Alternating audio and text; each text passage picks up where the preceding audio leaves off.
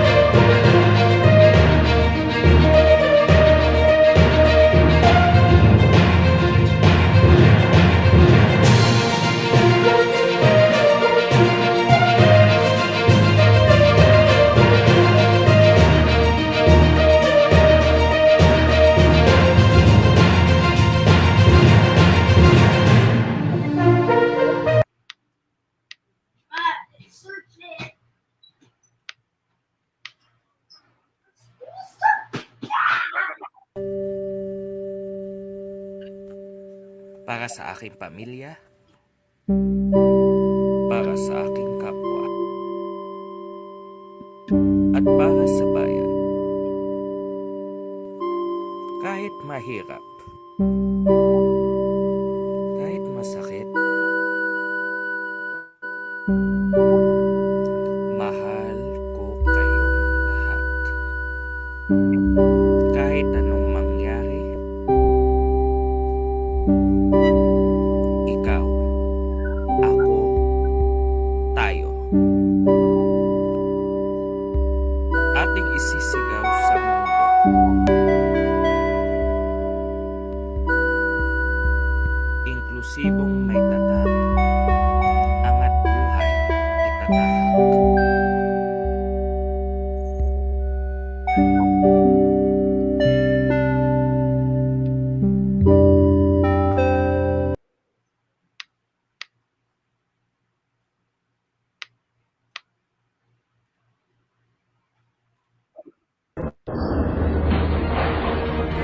Matapang pa rin tayo.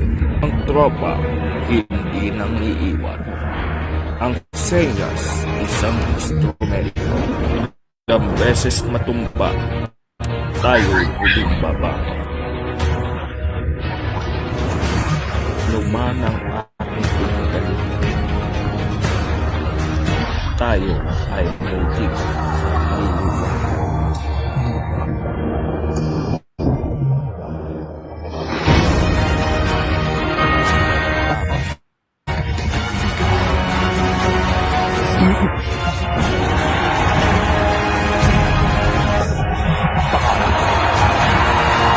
Para sa pangarap, para sa pamilya, at para sa bayan.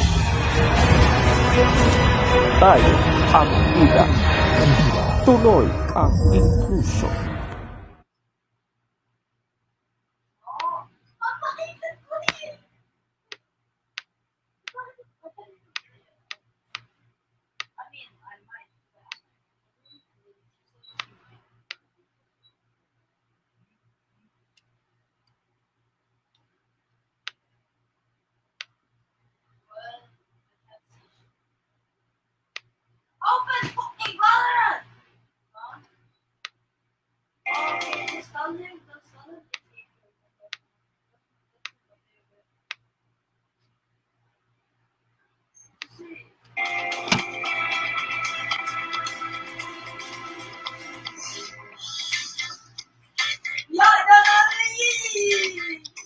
Tell me what inclusion is, and I'll tell you a lot.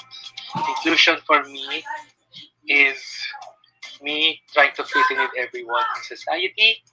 Because as someone with autism, I want to feel included. I want to feel special on the team.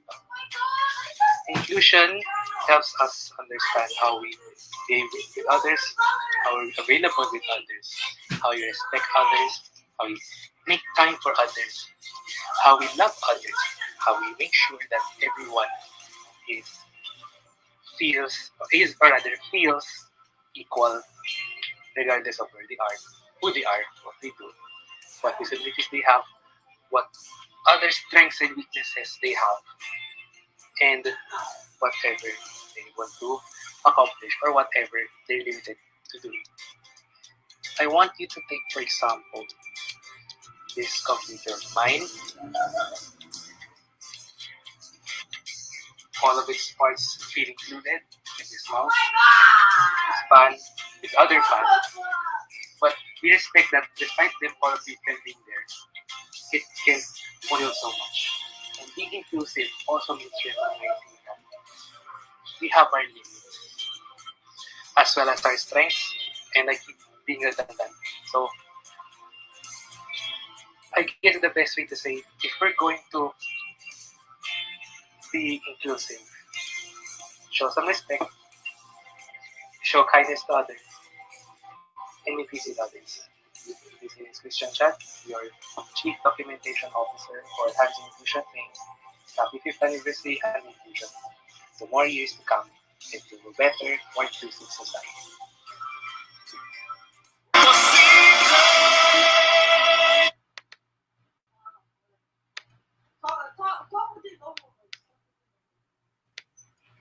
Uh, okay. Christian, your script, Yes, please. yes. Okay. Your part. Welcome back to Magpayo Inclusion. This evening, mga ka-inclusion, we'll discuss the Magna Carta for PWDs. So, ladies and gentlemen, alam niyo ba na may batas para sa kapakanan ng ating mga taong may kapansanan? Ito yung Batas Republika bilang 7277 o mas kilala na tinatawag na Magna Carta for Persons with Disabilities. Batas? Ba't man maboring naman ang ating mga ka-inclo dyan, ha? Kaya nga, ipapaliwanag natin sa kanila ng mas simple. Gaya nito, ipapakita ko sa iyo ng isang article kaugnay sa mga karapatan na ating mga kapatid nating mga taong may kapansanan. Okay. The IC chief warns insurers, discrimination versus PWD illegal. The Insurance Commission has reminded insurers that they cannot discriminate against persons with disabilities in policies and premiums. In a circular issued on August 27, 2020, the Insurance Commission Chief, Dennis Funa, said, there shall be no outright declination or refusal of any application to be covered by any insurance contract solely on the ground of disability. Funa's circular said a PWD should have the opportunity to either accept or decline the premium that the insurers may offer. Christian? Alright. Funa said that insurers must have reasonable risk assessment as well as premium formulation for PWDs applying for insurance policies. A premium is deemed reasonable if there's an information of or data relied upon by the insurer that is relevant to the applicant. O, di ba? Funa said, insurers should be prepared and must explain to the applicant the basis for their decision. O, di ba? Actually, wait lang, continue ko muna. For purposes of transparency and the utmost good faith component of all the insurance contracts, the underwriting process shall be disclosed to any applicant, whether a PWD or not, upon request. Funa added. Funa said that the Republic Act number 7277 or the Magna Carta for Disabled Persons outlaws discriminations of PWDs in public accommodations and services, including in contracting or purchasing of insurance products and services. Funa warned that insurance companies violating the law would be held administratively liable and penalized with a fine of up to 200,000 pesos. Violators also face suspension or revocation of their certificates of authority or licenses, he said. Nako, go. Nako. Lalaki yung 200,000 pesos. Ayan eh. At hindi ito nakapasok sa ating budget natin dito sa ating bansa. Kaya kayo man nang-discriminate sa ating mga kapatid, maghunos dili kayo. At kahit magbayad pa ang isang tao o kahit anong entity, mapa-private o public, hindi mapapalitan ang pilat ng discrimination. Ang kahit na ilang libong piso talaga. You can't stop discrimination with just bribes.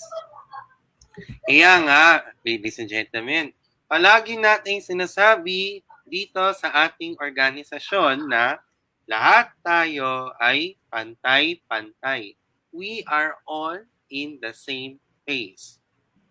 Ladies and gentlemen. Correct ka, John. And because of that, let's go dive into our main topic. So, without further ado, here now is our topic for Magpayo Tayo Ka-Inclusion for this day.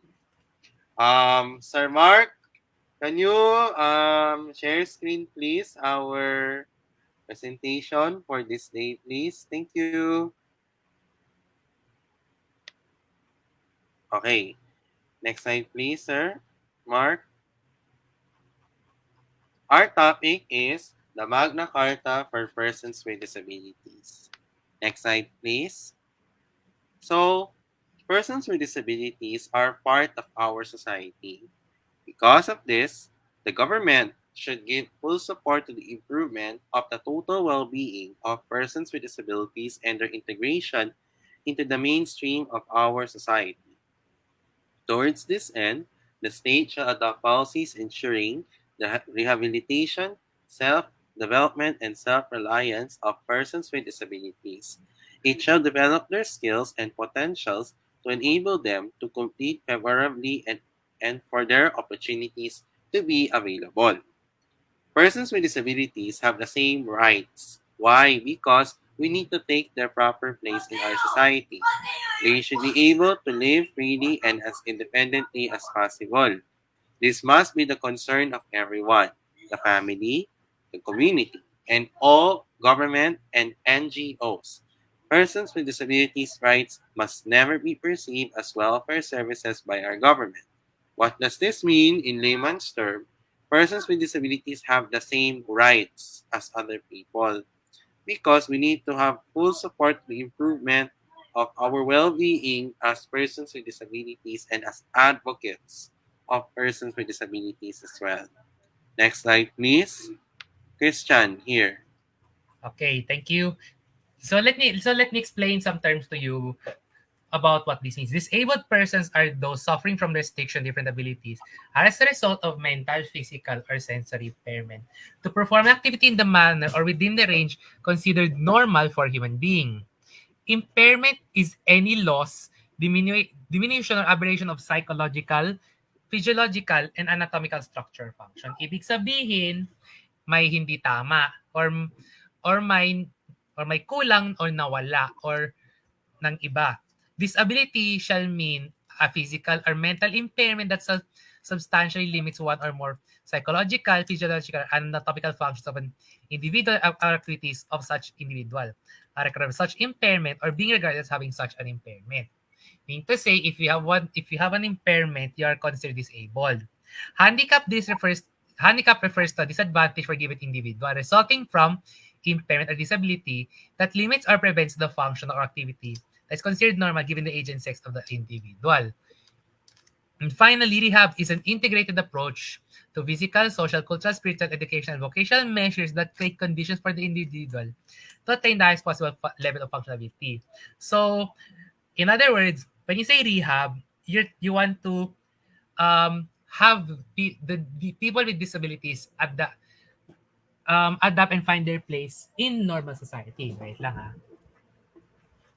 There we go. Next slide, please. Okay. You're the same.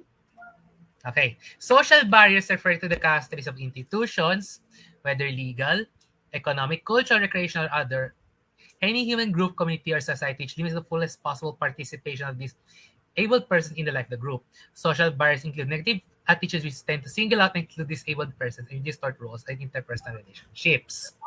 Reasonable accommodation include improvement of existing facilities by employees in order to render these readily accessible to and usable by disabled persons, modifying work schedules, reassigning to vacant positions, acquiring or modifying equipment or devices, appropriate adjustments or modifications of examinations, training materials or copy policies, rules and regulations, the provision of auxiliary aid and services, and other similar accommodations for disabled people. In short, reasonable accommodation means you have to really accommodate to people with special needs. That's absolutely right. Next slide, please. In terms of equal opportunity for employment, no persons with disabilities should be denied access to opportunities for suitable employment. A qualified employee of persons with disabilities should be subject to the same terms and conditions of employment and the same compensation, privileges, benefits, fringe benefits, incentives, or allowances as a qualified, able-bodied person. 5% of all casual, emergency, and contractual positions in the BSWD, DOH, DepEd, and other government agencies. All offices or corporations engaged in social development shall be reserved for persons with disabilities. In sheltered employment, if suitable employment for these persons with disabilities cannot be found through open employment as provided in the preceding section, the Philippine government should endeavor to provide it by means of sheltered employment. In the placement of persons with disabilities in sheltered employment, it shall accord due regard to the individual qualities, vocational goals, and inclinations to ensure a good working atmosphere and efficient production. That's why persons with disabilities should have the right to work. They have to have equal opportunity for employment. And that's why here in the Philippines, we have two organizations. First is Autism Society Philippines through its Autism OK program and also Project Inclusion Network. Next slide, please. Here, Thank you, Carlos. Apprenticeship. People with disability, and I'll just explain it now. People with disabilities should be apprentices or learners. So provided that their handicap is not much as to effectively impede the performance of job operations in the particular operation for which they're hired. Provided for that after the period of apprenticeship, if found satisfactory in the job performance, they shall be eligible for employment. What does this mean, mga Kainklo? It means you can hire them as interns, you can train them first, and if you see them fit to work in the company, you can now hire them. Incentives for employers to encourage the active participation of the private sector in promoting welfare of disabled persons and to ensure gainful employment for qualified PWDs. Adequate incentives shall be provided to private entities which employ PWDs. Those who meet those who employ PWDs who meet the required skills or qualifications, either as regular employee, apprentice, or learner, shall be entitled to an additional deduction from their gross income equivalent to 25% of the amount paid as salaries and wages to disabled persons, provided however that such entities present proof as certified by the Department of Labor and Employment that disabled persons are under their employ. Provided further that the disabled employee is accredited with the Department of with the DOLE and the Department of Health as his disability skills and qualifications. Huh. Additional deduction from the gross income of the total amount paid as salaries and wages to disabled persons. Huh. I wonder what that means though. next slide, please. You're same. You're the same for section 9. Okay.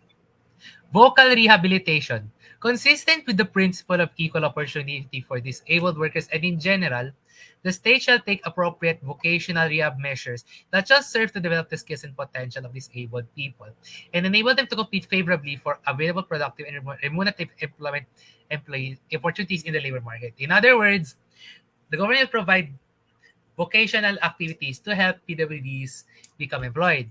They will also take measures to ensure the provision of vocational rehab and livelihood services for PWDs in rural areas.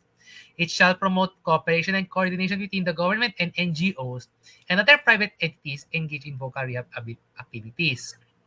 DSWD shall design and implement training programs that will provide disabled people with vocational skills to enable them to engage in livelihood activities or obtain gainful employment.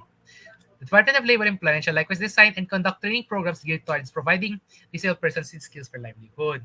What does this whole thing mean? The government will have to provide skills training courses for PWDs so that they can be employed. Next slide, please. Okay. In access to quality education, the Philippine government should ensure that persons with disabilities should be provided with access to quality education and to have opportunities in order to hone and develop their skills. It should take necessary steps to make such education accessible to all PWDs. It is unlawful for any school to deny a person with disability to admit to any course that offers by reason of handicap or disability. The Philippine government should take into consideration in the special requirements of persons with disabilities in the formulation of educational policies and programs. It shall encourage learning institutions to take into the account the special needs of persons with disabilities with respect to the use of schools, to have schedules in classes, requirements in physical education, and other pertinent considerations. The state shall also promote the provision by learning institutions, especially higher learning institutions of auxiliary services that will facilitate the learning process for persons with disabilities.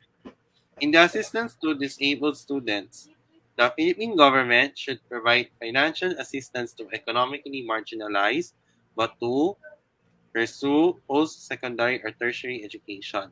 Such assistance may be in the form of scholarship grants, student loan programs, subsidies, and other incentives. Okay. 5% of the allocation for private education student financial assistance program created by Republic Act 6725 shall be set aside for persons with disabilities students pursuing vocational or technical and degree courses. The reason why PWDs need to access to quality education is this is for them to have opportunities to hone their skills, to prepare themselves for the real world of professionalism. Next slide, please. Christian, your part. Okay. SPED. The state shall establish, maintain, and support complete and adequate integrated system of special education for visually impaired, hearing impaired, mentally impaired persons, and other types of exceptional children in all regions of the country. For this end, the DepEd shall establish special education classes in public schools in cities and municipalities. It shall also establish where viable braille and record libraries in provinces, cities, or municipalities. The national government shall allocate funds necessary for the effective implementation of the special ed program nationwide. Local government units may likewise appropriate counterpart funds to supplement national funds. Next slide, please. Okay. Christian, your part. The health National Health huh? PWDs. National Health Program. The DOH, Department of Health, in coordination with National Council for the Welfare of Disabled People, shall institute a national health program which shall aim to attain the following: preventing disability, whether occurring prenatally or postnatally, recognizing early diagnosing of disabilities, and early rehabilitation of the disabled. Rehab centers. Department of Health shall establish medical rehab centers in government provincial hospitals and shall include in its annual appropriation the necessary funds for the operation of such centers. The Department of Health shall formulate and implement a program to enable marginalized disabled persons to avail of free rehab services in government hospitals and health services. The state shall protect and promote the right to health of disabled people and shall adopt an integrated and comprehensive approach to their health development, which shall make essential health services available to them at affordable cost. Okay. So why do persons with disabilities need to access healthcare services? It's very simple. It's part of our needs, just like everything else. Especially when some of us are limited in getting in performing our certain tasks. Next slide, please. Here. In broadcast media, television stations should be encouraged to provide sign language interpreters for subtitles in at least one newscast program a day and have special programs covering events of national significance. Christian, what does this mean? As we previously discussed in our meeting last month, if I'm not mistaken, why do we need to have sign language interpreters on mass media, television, and on webinars? Because we want people to understand what we're saying. That's why last year we had three of five, I think four webinars last year that they have in sign language interpreters, right? Here in Yes, we HNI had. Pilipinas. Yes, we We had did. connecting with Down syndrome, usaping inclusion per sa kababaihan, kwentong autismo, the mental health webinar. We also had one in the online concert last year. Hmm. And then also the TV networks. They also have sign language interpreters. We have ABS-CBN, GMA, TV5, and TV Maria. Why do these four TV networks have sign language interpreters during newscasts and on TV Maria Sunday morning masses at 10? Christian. Hmm. Because, and I would retort the question. And I return the question: Why? What if we didn't provide any of these services? If we didn't have subtitles, then people who are hearing impaired wouldn't know what to do. Without without these subtitle, without ways of accessing what you can say, we couldn't know how to we couldn't know how do I say this? How to communicate with other people.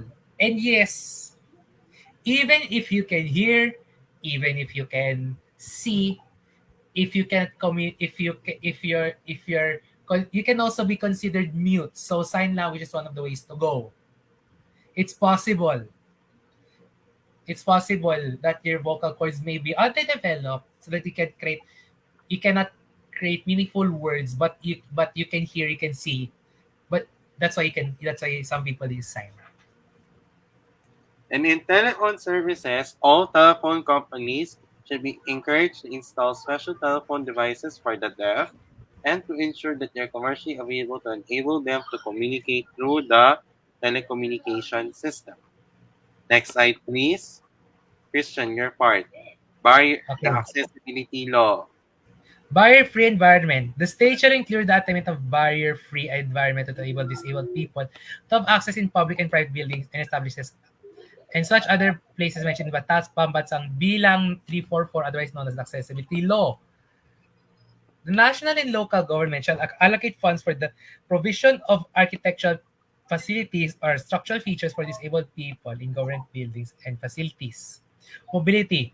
The state shall promote the mobility of disabled people.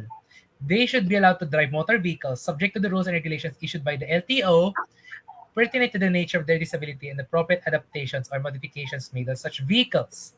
The Department of Social Welfare and Development shall also develop a program to assist marginalized disabled persons gain access in the use of public transport facilities. Such assistance may be in the form of subsidized transportation fare. And that's why we need, example, the ramps, right? For Yes, persons you have who are ramps. wheelchair. Also, Hmm. elevators should be done for PWDs as well. And then Yes. also, if you remember, we also have what else? The ones for the public places, we have elevators, ramps. We also have what else, Christian? Okay. Did you know that, and most people and mga ka-inclusion, you should observe this. The seat closest to the jeepneys are reserved for people with disabilities. Sad to say because we are too sad to say because the Philippines has a very high population, we don't often observe that much. Yes, actually, that's why if you remember as well, if you remember the one yung, if you remember last time yung about the example, di ba? That's why we need these barrier free so that we need to comply with all public places should abide by the accessibility law. Mm. Why is it so? Because it's stated in the law about to have accessibility, essentially the ramps and the elevators for persons with disabilities in our country. Essentially, those are wearing wheelchair and those are holding canes, right? Yes. And also the braille signs in elevators, especially in malls. Also, toilets, right? For persons with disabilities. They also have that in malls, right? Mm. Yes. We are experiencing And using PWD toilets. I've never experienced it that before. And also, aside from that, we also have, for inclusion, right? We have gender neutral toilets, right? Is that also part of accessibility to all, right? Mm. Okay. Next slide, please. Christian, your part. That's why LGUs need to have what we call as PWD IDs. Yes. And these are Mhm. the perks when you have a PWD ID. You have at least 20% discount and exemption from the value-added tax if applicable on the following sales of goods and services for the exclusive use and enjoyment available at the PWD. Hotels, restaurants, and recreation centers, theaters, cinema houses, concert halls, circuses, carnivals, and other similar places of culture, religion, amusement, medicines in all drugstores, medical and dental services, including diagnostic and lab fees, such as but not limited to X-rays, CAT scans, blood tests, professional fees of attending doctors, subject to the guidelines be issued by the Department of Health in coordination with the Philippine Health Insurance Corporation. Medical and dental services as well, and professional fees of attending doctors in all private hospitals and medical facilities in accordance with the rules and the regulations to be issued by the DOH in coordination with PhilHealth. Next slide, please. On fare for domestic air and sea travel, on actual air or land transportation travel, on funeral and burial services for the death of a PWD, educational assistance and the extent and also the benefits and privileges of SSS, Pag-ibig, and GSIS. That's why, ladies and gentlemen, Christian, local government units throughout our country need to have first PWD IDs. Yes, that's That's right. why, that's why, and also the booklet, right, of PWDs for PWD ID. The booklet, right? You buy medicine in any drugstore. Then you Hmm. have to bring your reseta from the doctor, and then they bring the PWD ID and then your booklet, so that it will be discounted immediately in the booklet. That's right. That's why also I think for Grab they also have discounts for PWDs, right? Only for cars, right? Yeah, but only for cars. But not If you for want delivery yet, I think. for food delivery, regular phone call delivery, then they will inform them that you have a PWD ID, and the restaurant will discount it for you. Hmm. Is that correct? Yes. Next slide, please. Here, this part. To the extent possible, the Philippine government, They grant special discounts in special programs for PWD to the purchase of basic commodities, subject to the guideline issued for the purpose by the DTI and Department of Agriculture, and provision of express lanes for PWDs in all commercial and government establishments. In the absence thereof, priority shall be given to them. The aforementioned privileges are available to only to PD for Filipino citizens upon submission of anything as proof of his or her entitlement thereto.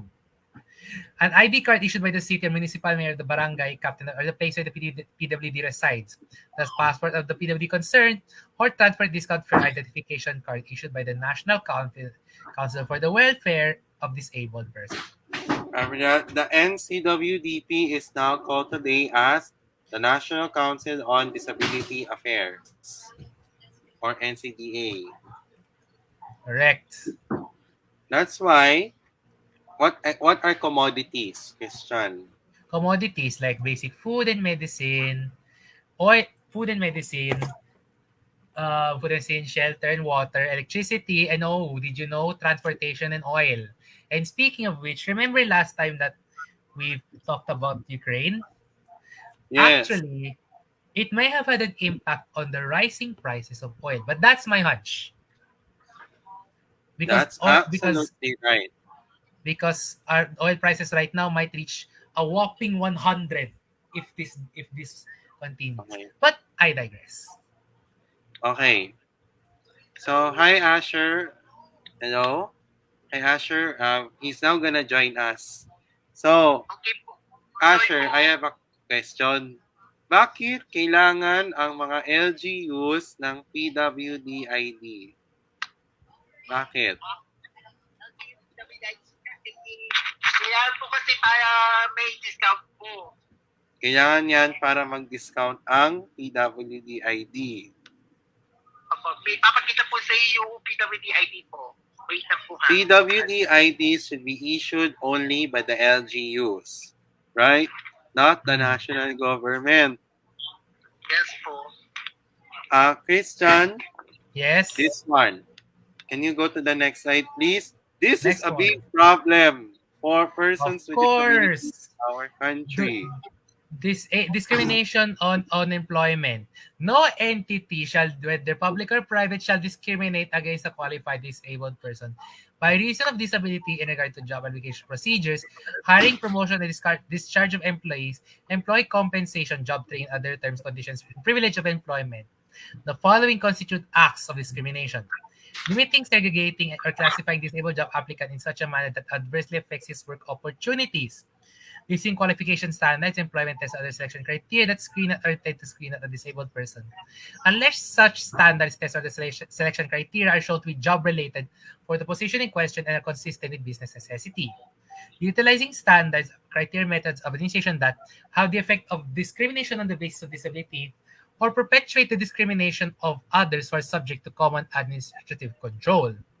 Providing less compensation such as salary, wage, or other forms of remuneration and fringe benefits to a qualified disabled employee by reason of his disability than the amount to which a non-disabled person performing the same work is entitled. What it is that actually this is a big problem. Discrimination of Oo nga. persons with disabilities. Oo nga, Carlos. Okay. So what can we do? If you perform a What can we- startup, make sure to treat everyone equally regardless of whether they have this ability or not. But we digress. Let's continue. Wait na Carlos, wait na po. Okay. Okay. Okay. So, next slide please. Eto. In public transportation, ladies and gentlemen, it is considered discrimination for any transport company, regardless if it's a bus company, a taxi company, or a ride-sharing company like Grab, or the franchisees or operators on personnel of land, sea, and air transportation to charge a higher fare or to refuse a PWD passenger by reason of his disability. So,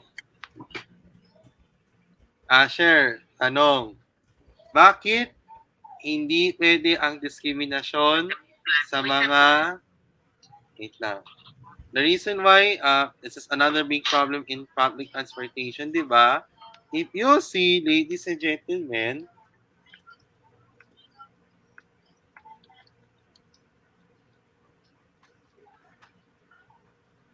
wait lang, question ha. Okay.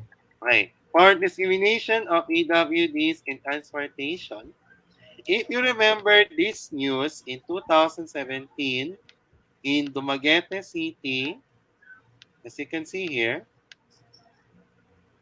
it is. PWDs lambasted in Negros Oriental, wherein they discriminated inhumane treatment by transportation. What can you say about this? Oh wow, why? The question is why? Why do they do this in Dumaguete? Why? But to be fair, that's if they don't respect the. I mean, it's fine. That's the driver's fault for not respecting the PWD. But you also have to include the bigger picture because jeepney systems are somehow treated. How do I say this? Jeepney drivers are also still below.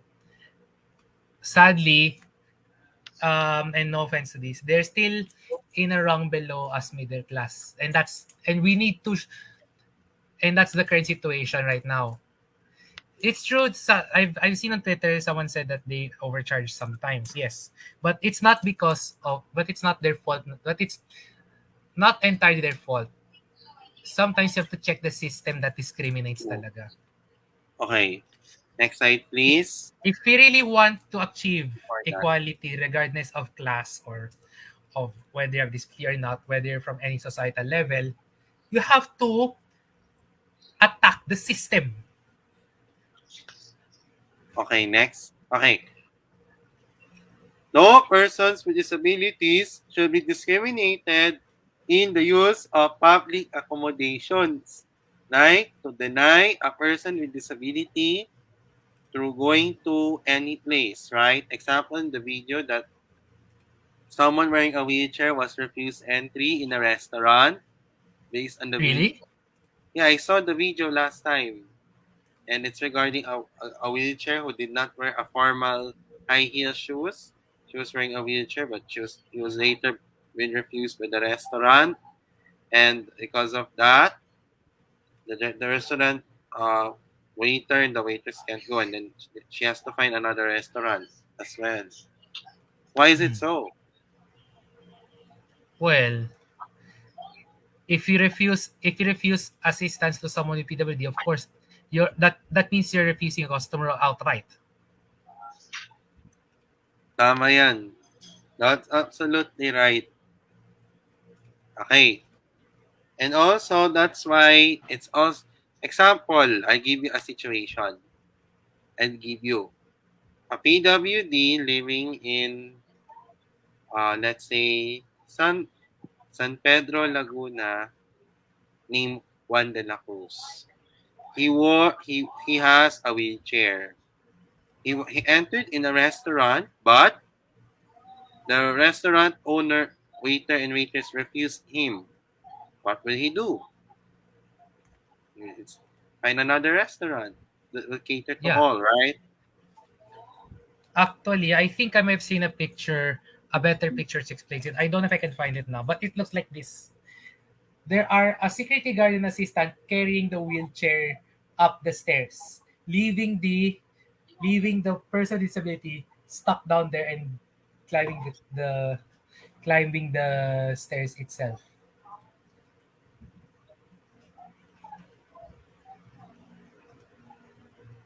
That's absolutely right. Right? That's considered discrimination. Hmm. Okay. Next slide, please. Okay, this one. Asher, hello. Asher, Hello, can you hear me? Asher. Ito yung, Lumaanap yung wallet. while waiting, can you read this for me? Yung, Okay. bakit Yes po. public ridicule? Ito, Asher. Pakita ko Wait, I sa'yo. shall be right back. Asher, itong part mo. Sa'yo mo ha, pansamantala. Madali yan, ito ha. Public ridicule. But before that, ito muna. Ito. Malabo sa nakilahan. May Ito. downloads po ako sa galing. Ito yan. Wait lang. Hanapin ko lang. Hanapin ko yung downloads. Wala yung downloads. Nakikita mo ba? Yung prohibition. Yan malabo. Kaya po, may clear copy po yung post.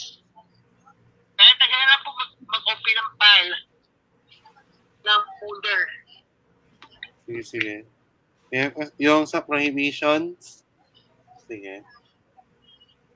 Before we get to the prohibitions, ladies and gentlemen, okay, what are the prohibitions in the Magna Carta law?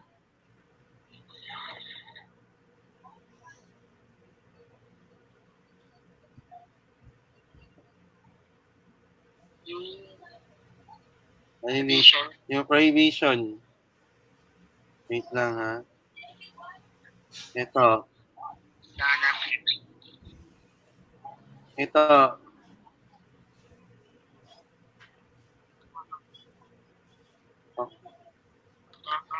Ako na lang instead. Ako na lang. For the purpose of this section, it is an offense to discriminate the eligibility criteria that screen out or tend to screen out or to tend to screen out an individual with a person with disability, to have a failure on make reasonable modifications, and also to take such steps and to remove architectural barriers because based Christian and Asher, tanong ko, based on the prohibition, Bakit ipinagbabawal ito sa batas? Christian, Very, go first. very simple. On the We want to provide them equality, sometimes even equity, based on the need of the person. But let's not single them out. That How means if about we you, single out the Asher? person, Yes. we're not. Asher, bakit base sa prohibitions, bakit ipinagbabawal sa batas ang diskriminasyon? Siguro mahiya po sa mga tao po. O tsaka baka ma-scandalo sila po. Tama yun. Okay? Next slide, please, Sir Mark. Christian, your part, please. Okay, thank you. Title 4, Prohibitions on Non-Verbal Ridicule and Vilification against PWDs. Deliverance from public ridicule. Public ridicule, for purposes of this chapter, public ridicule shall be defined as an act of making fun or contemptuous, imitating or making mockery of people's disabilities, whether in writing, in words, or in actions due to their impairments. No individual, group, or community shall execute any of these acts of ridicule against persons with disabilities in any time or place which could intimidate or result in loss of self-esteem in the latter. Chapter 2, Deliverance from Vilification. Vilification, for purposes of this chapter, vilification shall be defined as utterance of slanders and abusive statements against people with disabilities, or activity in public which incites hatred towards, serious contempt for, or severely ridicule of people with disabilities. And any individual, group, or community is hereby prohibited from vilifying any person with disability which could result into the loss of self-esteem for the latters.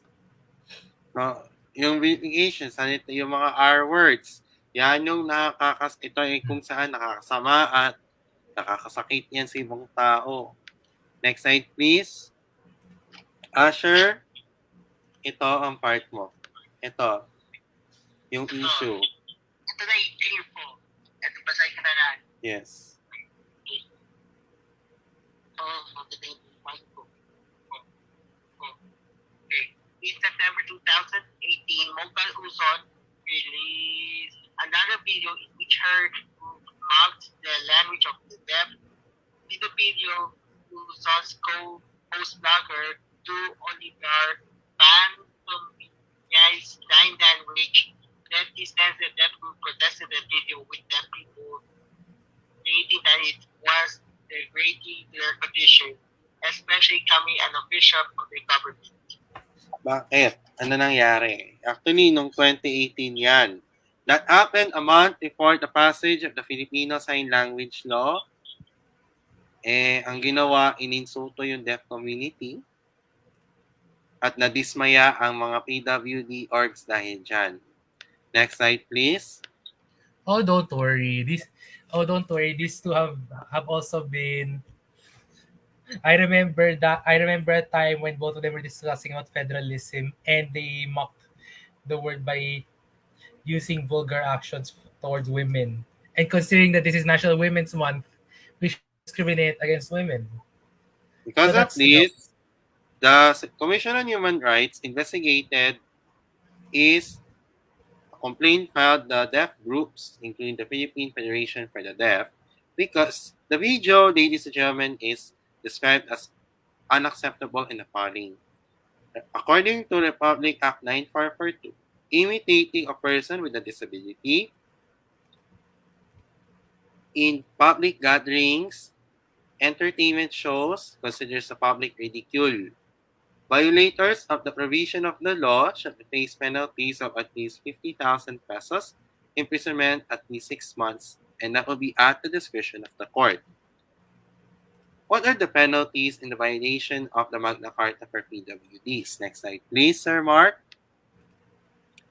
The first violation, 50,000 to 100,000 pesos, 6 months imprisonment, but not more than 2 years. For the subsequent violation, 100,000 to 200,000 pesos, not 2 years to 6 years imprisonment. Any person abuses 5,000 pesos to 50,000 pesos, 6 months or imprisonment.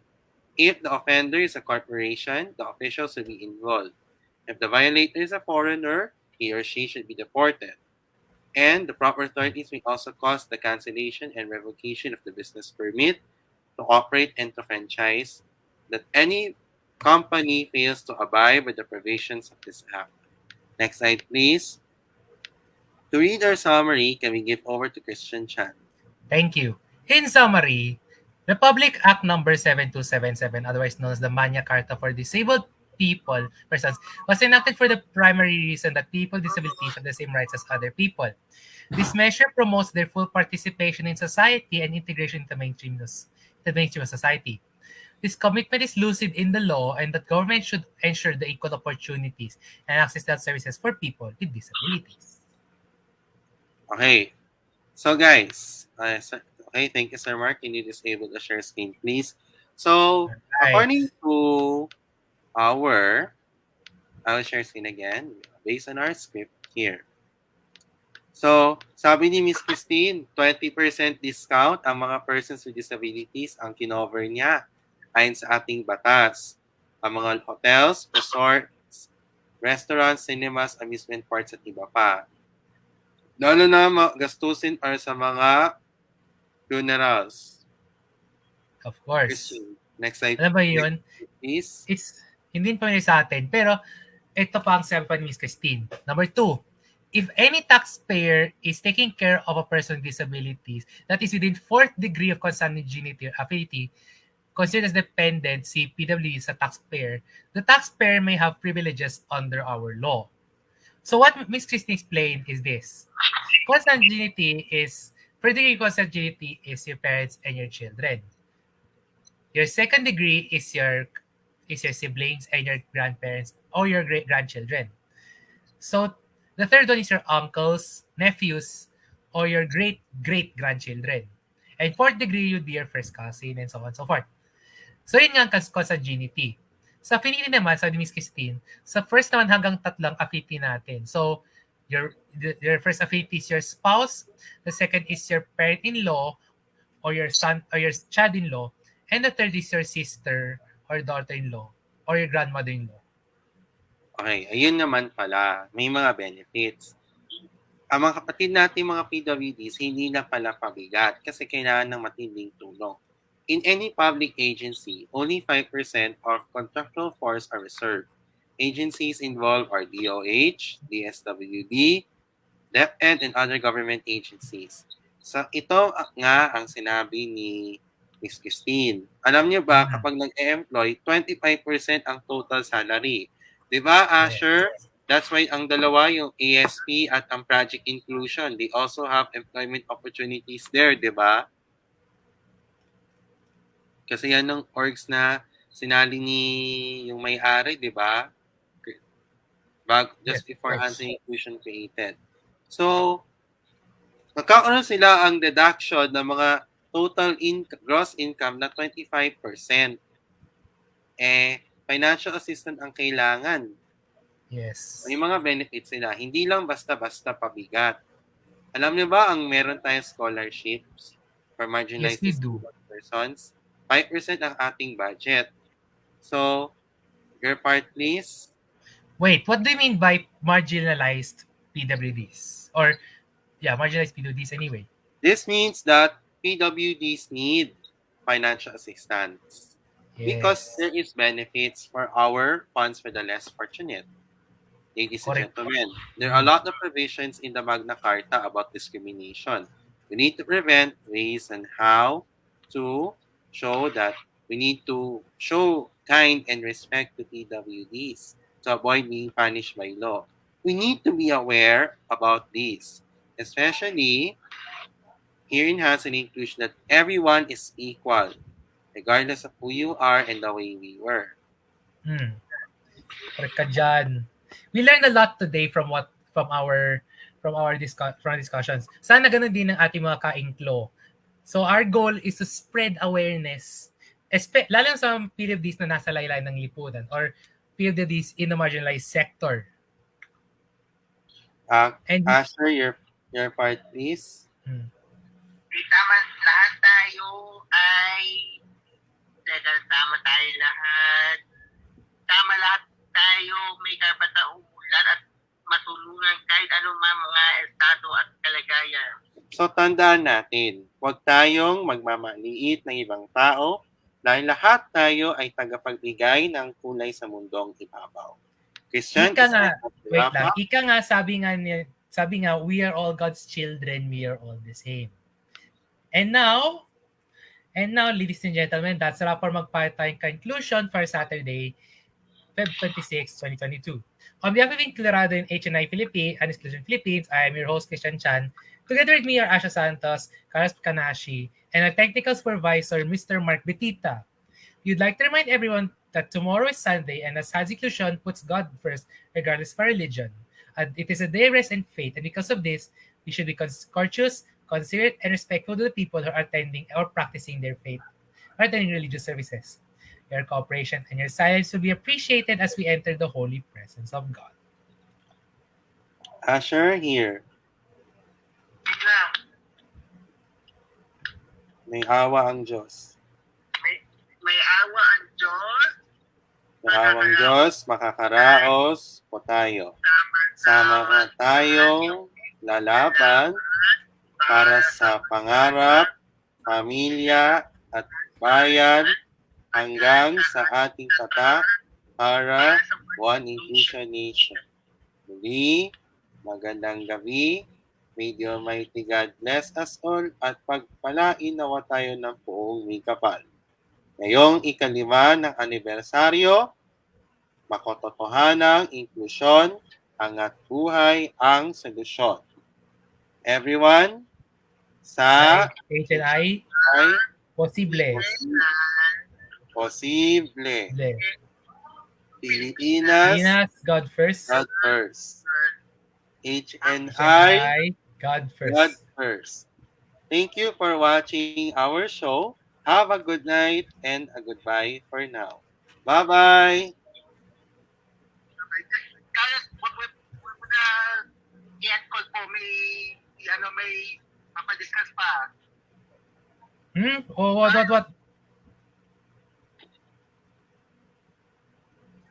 What is it? What is it, Asher? Yes po. Ay, play na ba yung background? Yung logo, title card? Yeah. We will speak at the end of the show. You know, Yan, we're running out of time already. okay. May sasabihin lang po ako about sa dahil tapos na yung show kasi.